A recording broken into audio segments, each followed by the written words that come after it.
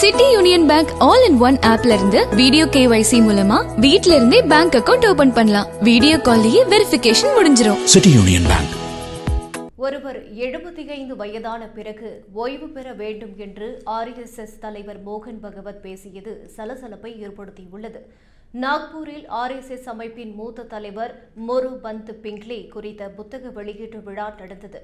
அதில் மோகன் பகவத் கலந்து கொண்டார். அப்போது அவர் பேசுகையில், மோருபந்த் பிங்க்லி ஒரு தன்னலமற்ற தன்மையின் உருவகமாக திகழ்ந்தார். தேசத்தை கட்டியெழுப்ப தொலைநோக்கு பார்வையுடன் செயல்பட்டார். எமர்ஜென்சிக்கு பிறகு நாட்டில் என்ன நடக்கும் என்பதை அவர் சரியாக கணித்தார் என்று மோகன் பகவத் புகழாரம் சூட்டினார். மேலும் ஒருவர் 75 வயதை அடைந்த பிறகு ஓய்வு பெற்று பிறருக்கு வழிவிட வேண்டும் என்று மோருபந்த் பிங்க்லி அடிக்கடி கூறுவார் என்று மோகன் பகவத் சுட்டிக்காட்டினார். அவரது இந்த பேச்சு அரசியலில் சலசலப்பை ஏற்படுத்தியுள்ளது. அவர் பிரதமர் நரேந்திர மோடி ஓய்வு பெற வேண்டும் என்பதை மறைமுகமாக கூறுகிறார் என்று எதிர்க்கட்சிகள் தெரிவித்துள்ளன.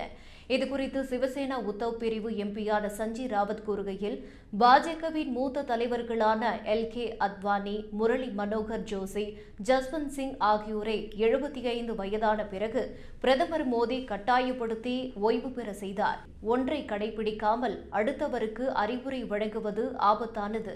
இந்த விதி பிரதமர் மோடிக்கும் பொருந்துகிறதா என்பதை பொறுத்திருந்து பார்க்க வேண்டும். ஆனால் இப்போதைக்கு அவர் ஓய்வு பெறுவது போல தெரியவில்லை என்று சஞ்சய் ராவத் கூறியுள்ளார்.